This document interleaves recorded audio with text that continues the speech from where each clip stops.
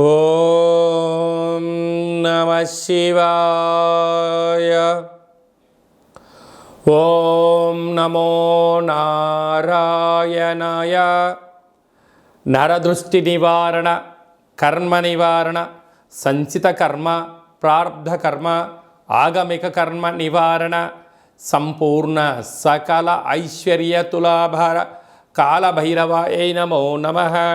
మా ఛానల్కి స్వాగతం. చూస్తున్న వీక్షకులకు, ప్రేక్షకులకు, కాళభైరవ భగవద్బంధులకి స్వాగతం పలుకుతూ మమ్మల్ని ఎంతగానో ఆదరిస్తూ ఉండబడినటువంటి ప్రియ సోదర సోదరీమణులకు అందరికీ కూడా ఆదివారం అమావాస్య రోజు పుష్యమీ నక్షత్ర సందర్భంగా యంత్ర సాధన, మంత్ర సాధన ఎలా చేయాలి, అద్భుతమైనటువంటి రాబోయే 7 తరాల వారికి ఐశ్వర్యాన్ని, ఆనందాన్ని ఎలా అందజేయాలో మనకు అందరికీ ప్రసాదించాలని ఆ కాళీ సమేత కాళభైరవ స్వామిని కోరుకుందాం. 1/8/2024 నుండి 31/8/24 వరకు పుట్టినటువంటి వారందరికీ కూడా ముందస్తుగా జన్మదిన శుభాకాంక్షలు. గతంలో వివాహం చేసుకున్న వారికి వివాహ వార్షికోత్సవ శుభాకాంక్షలు. ద్వాదశ రాశుల్లో గ్రహ గమనాన్ని ఒకసారి వీక్షింపచేద్దాం. వృషభ రాశిలో కుజుడు మరియు గురు సంచార స్థితి, కర్కాటక రాశిలో రవి సంచార స్థితి, సింహరాశిలో బుధ శుక్ర సంచార స్థితి, కన్యరాశిలో కేతు సంచార స్థితి, కుంభరాశిలో శని భగవానుడు వక్రగమన సంచార స్థితి, మీనరాశిలో రాహు సంచార స్థితితో ద్వాదశ రాశుల్లో గ్రహ గమనాలు ఈ విధంగా ఉన్నాయి. మిథున రాశి వారు ఈ ఆదివారం అమావాస్య పుష్యమీ నక్షత్ర సందర్భంగా, కాళ అమావాస్య కాళాష్టమి సందర్భంగా ఎలాంటి విధి విధానాలు పాటించడం వలన జాతకంలో గ్రహయోగం కలిగి మీరు అపార కుబేర సంపన్నులు అవుతారో ఈ వీడియోలో తెలుసుకుందాం.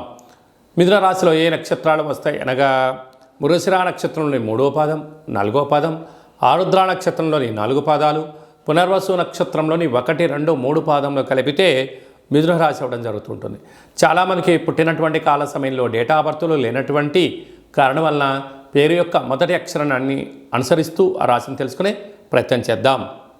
కా, కీ, కు, ఖం, అజ్ఞ, ఛ, కే, కో, హ అక్షరాల వారందరూ కూడా మిథున రాశి జాతకులే. మిథున రాశి యొక్క అధిపతి బుధుడు.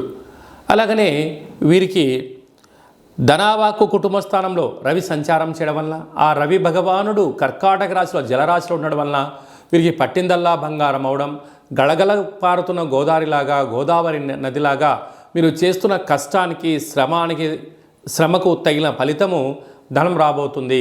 కనుక దీపం ఉండగానే ఇల్లు చక్కబెట్టుకోవాలని పెద్దవాళ్ళు ఎలా చెప్తుంటారో సమయం, ధనం, ఆరోగ్యాన్ని కాపాడుకునే ప్రయత్నం చేయండి. అంతా విజయము మిథున రాశి వారి సొంతం అని చెప్పి గమనించాలి. తృతీయంలో బుధ శుక్ర సంచార స్థితి తల్లిదండ్రుల నుంచి, అన్నదమ్ముల నుంచి, అక్కాచెల నుంచి మీకు రావాల్సినటువంటి తరతరాల నుంచి వచ్చే ఆస్తి మీ సొంతం కాబోతుందని చెప్పి గమనించాలి. అర్ధాష్టమ కేతు చిన్న చిన్న విషయాలకు ఆందోళన తగదు. రహస్యమైనటువంటి ధనపరమైనటువంటి వ్యాపార కార్యక్రమాలకు కానీ, ఫోన్ లావాదేవీలు కానీ, ఓటీపీలు కానీ ఎంతో భద్రపరచుకోవాలని చెప్పి జ్యోతిర్విజ్ఞానం తెలియచేస్తుంది. వ్యయంలో కుజుడు గురు సంచార స్థితి ఉండడం వలన, కుజదోష ప్రభావం కారణం వలన, అలాగనే మీ జన్మ నక్షత్రం రోజున అమావాస్య రోజున వాగ్వివాదాలకు దూరంగా ఉండండి.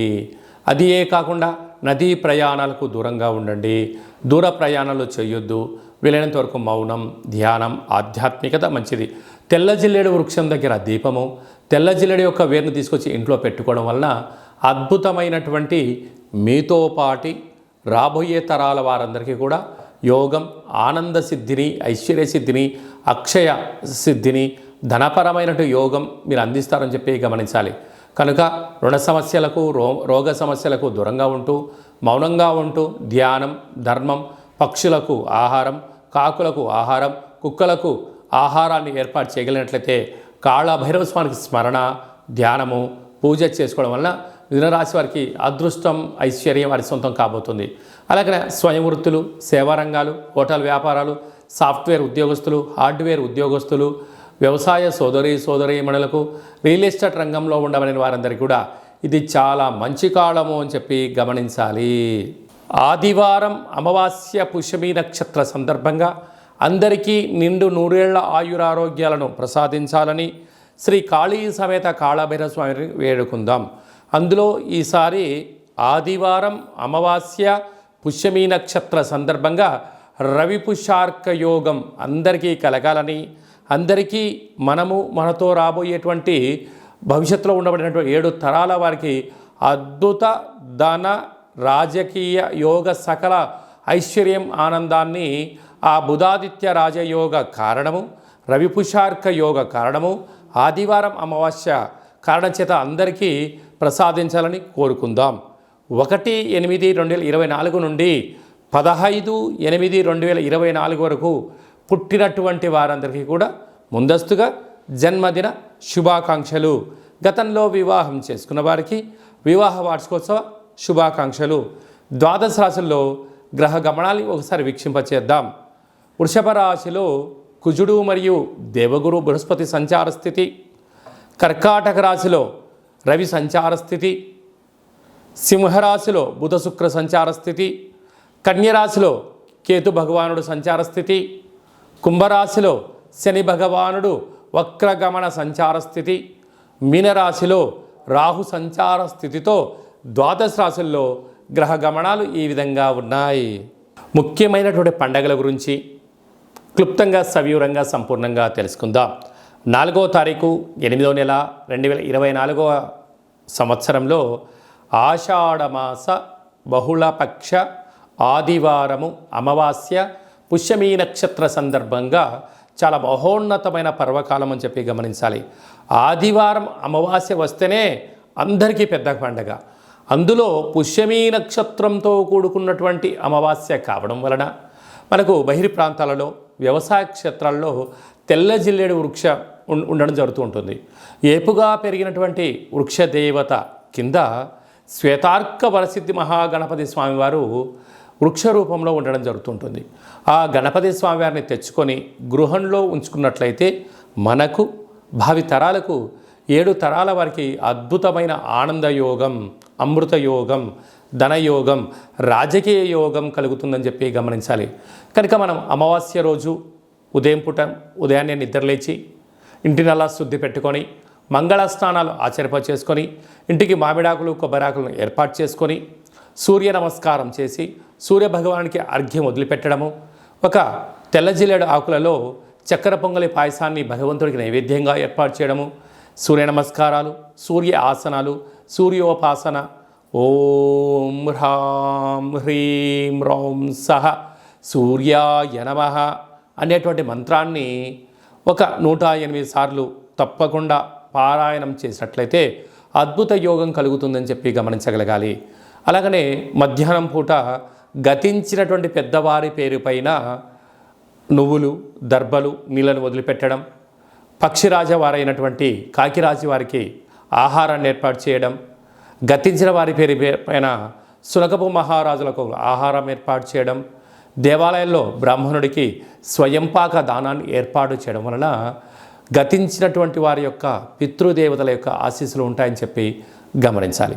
సాయం సంధ్య కాగానే సాయంత్రం 4:30 నుండి 6 గంటల వరకు రాహుకాల సమయం ఉంటుంది కనుక ఇంట్లో ఒక అష్టదళ పద్మాన్ని వేసుకొని నిమ్మకాయలతో దీపాన్ని వెలిగించడము, విష్ణు సహస్రనామ పారాయణం కానీ లలిత సహస్రనామ పారాయణం చేయడం వలన ఇంటిలో రాహుకాలంలో చేసే పూజ ఫలిత ప్రభావం వలన నరదృష్టి, శత్రు ప్రభావాలు తొలగిపోతాయి. చీకటి పడ్డాక లేకుంటే ఉదయం కానీ ఇంటికి ఒక ఎర్రటి గుమ్మడికాయను దిష్టి తీసి పలగొట్టడం, దారం కలిగిన నిమ్మకాయని కట్ చేసి గడపకు ఇటువైపు అటువైపు పెట్టడం, కార్లను, ఫ్యాక్టరీలను, కర్మాగారాలను శుద్ధి పెట్టుకొని సాంబ్రాణితో ధూపం వేయడం వలన ప్రశాంతత కలుగుతుందని జరుగుతుంది. మిగతా రోజుల్లో 1000 జపం చేస్తే ఎంతటి ఫలితం వస్తుందో ఆ రోజు ఒక్క నామాన్ని స్మరించిన కాళభైరవ అన్న, కాళికామాత అన్న, వెంకటేశ్వర అన్న, ఓం నమశివాయ అన్న అద్భుతమైన ఫలితం కలుగుతుంది అని చెప్పి గమనించాలి. ఆ రోజు చేసే పూజ, ఆ రోజు చేసే దీక్ష, ఆ రోజు ఉండబడిన మౌనము మనకెంతో ఐశ్వర్యాన్ని, ఆనందాన్ని మనకు కలిగిస్తుందని చెప్పి గమనించగలగాలి. అదే కాకుండా ఆ యొక్క అమావాస్యను కాళ అమావాస్య అంటారు. అంటే కాళిదాసు లాంటి వాళ్ళు, వట్టి విక్రమార్కుడు లాంటి వాళ్ళు, శివాజీ చక్రవర్తులు లాంటి వారందరూ కూడా ఇలాంటి రోజులలోనే సాధన చేసి కాళ స్వరూపమైనటువంటి కాళికామాతను, కాళభైరవ స్వామిని ప్రసన్నం చేసుకున్నారని చెప్పి గమనించాలి. అలాగనే మనకు 12వ తారీఖున 13వ తారీఖున శ్రావణమాస శుద్ధాష్టమి సందర్భంగా కాళ అష్టమి సందర్భంగా కాళభైరవ స్వామి స్మరణ ధ్యానము యోగదాయకం అని చెప్పి గమనించాలి. మన యొక్క దేవాలయంలో 4 శనివారాలు 4 మంగళవారాలు శుద్ధాష్టమి పూర్ణిమ బహుళాష్టమి అమావాస్య సందర్భంగా నిత్యము కాళభైరవ హోమం జరుగుతూ ఉంటుంది.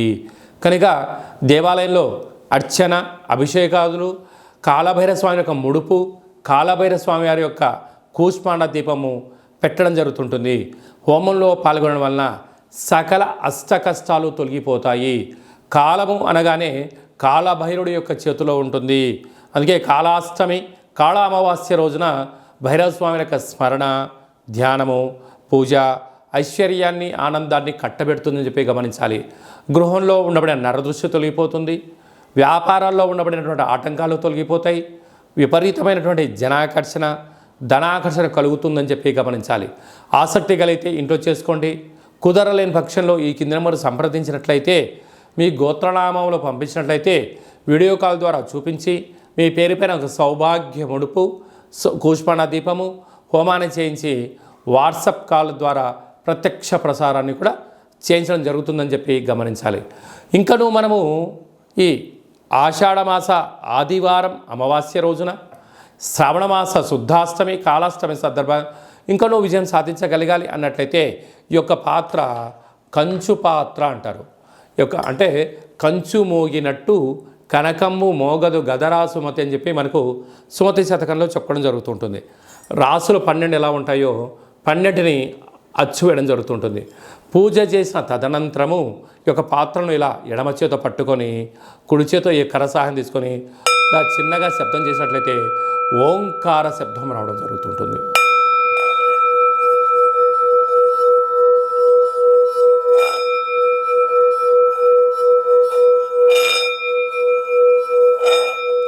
ఈ ఒక ఓంకార శబ్దం ధ్వని వలన మానవుని యొక్క శరీరంలో చక్రాలు వికసింపచేయడం, ఇంట్లో ఉండబడినటువంటి దరిద్ర దేవత బయటికి వెళ్ళడం, గ్రామంలో సంచరించేటువంటి మహాలక్ష్మి దేవత గళ్ళు గళ్ళు అంటూ మన ఇంటికి రావడం, మన ఇంట్లో అమ్మవారు కూర్చోవడం వలన సకల ఐశ్వర్యానికి సకల ఆనందానికి అపార కుబేర సంపన్నులు అవుతారని చెప్పి గమనించాలి.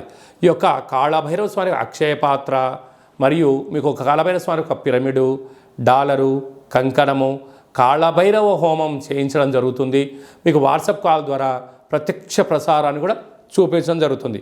ఆసక్తి గలవారు ఈ కింది నెంబర్ సంప్రదించి ఆ అక్షయ పాత్రను ఇంట్లో ఉంచుకోవడం వలన అద్భుతమైన ఆనందం ఆరోగ్యం మీ సొంతమవుతుందని చెప్పి గమనించాలి. అలాగనే మీ వ్యక్తిగత జాతకం తెలుసుకోవాలనుకుంటున్నారా?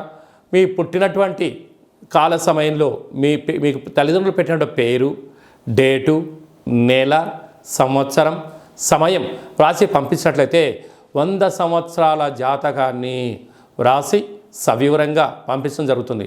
మీరు పుట్టినప్పుడు గ్రహ గమనాలు ఎలా ఉన్నాయి, ప్రస్తుతం ఎలా ఉంటున్నాయి, రాబోయే కాలంలో ఎలా ఉండబోతున్నాయో సవివరంగా సంపూర్ణంగా తెలియజేయడం జరుగుతుంటుంది. అలాగనే చాలామందికి పుట్టినటువంటి కాల సమయంలో డేటా బర్త్లు లేనటువంటి వారందరికీ మీ పేరు యొక్క మొదటి అక్షరాన్ని అనుసరిస్తూ రాసి తెలియచేస్తూ ప్రస్తుత కాలమాన ప్రకారంగా గ్రహ గమనాలు ఎలా ఉన్నాయి, భవిష్యత్తులో ఎలా ఉండబోతున్నాయో అనేటువంటి విషయాన్ని తెలియచేస్తూ రమణ శాస్త్రం ద్వారా అనగా గవ్వల ద్వారా భూత భవిష్యత్ వర్తమానాన్ని తెలియజేయడం జరుగుతుంది గవ్వల ద్వారా. కనుక డేటా బర్త్లు లేనటువంటి వారికి గవ్వల ద్వారా జ్యోతిష్యాన్ని చెప్పడం జరుగుతుంది. కనుక మన వ్యక్తిగత జాతకాన్ని తెలుసుకుందాం, గ్రహాలలో ఉండబడిన దోషాలను తెలుసుకుందాం, తినేటువంటి ఆహారాల్లో వేసుకునే వస్త్రాల్లో చేసే పనుల్లో స్వల్పమైన మార్పులు చేసుకుందాం. అద్భుతమైన ఆనందకరమైన ఆరోగ్యకరమైన కుబేర సంపన్నమైన జీవితానికి స్వాగతం పలుకుతాం. కనుక ఆసక్తి గలవారు ఈ కింద సంప్రదించి అపాయింట్మెంట్ తీసుకొని సంప్రదించగలరు. అలాగనే మీ అబ్బాయి కానీ అమ్మాయికి కానీ ఎంత ప్రయత్నం చేసినా వివాహం అవ్వడం లేదా, ఎందుకు వివాహం అవ్వడం లేదు, జాతకంలో ఎలాంటి దోషాలు ఉన్నాయి, వివాహం ఎప్పుడవుతుంది, ఎలాంటి అబ్బాయితో అమ్మాయితో కలపడం వలన వీరి యొక్క గణగుణాలు బాగుంటాయో తెలుసుకోవడం జరుగుతుంటుంది.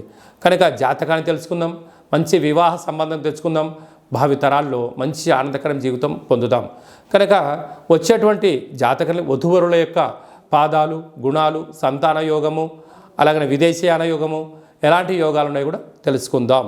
అలాగే మీ అబ్బాయికి కానీ అమ్మాయికి కానీ చిన్నపిల్లలు పుట్టినట్లయితే ఏ మాసంలో పుట్టితే ఎలాంటి పేర్లు పెట్టుకోవాలి, నక్షత్రంలో ఉన్న విశిష్టత ఎంతో కూడా తెలియజేయడం జరుగుతుంటుంది.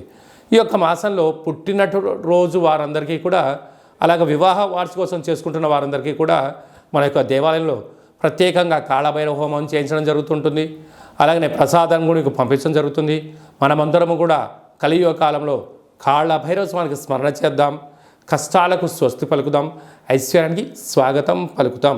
అందరికీ ఆదివారం అమావాస్య పుష్యమీ నక్షత్ర సందర్భంగా ఆశీస్సులు కోరుకుంటూ ఆశీర్వచనం.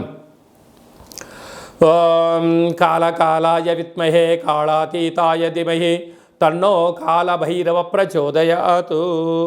శతమానం భవతి శతాయు పురుష సతేంద్రియ ఆయుష్యేవేంద్రియే ప్రతిష్టతి. ధనం ధాన్యం బహుపుత్రలాభం శత సంవత్సరం దీర్ఘమాయు. సర్వే జనా సుఖినో భవంతు, లోకా సమస్తా సుఖినో భవంతు.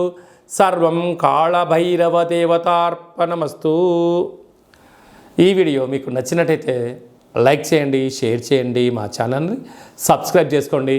అందరికన్నా ముందుగా మీ యొక్క వ్యక్తిగత జాతకం తెలుసుకోవాలనుకుంటున్నారా?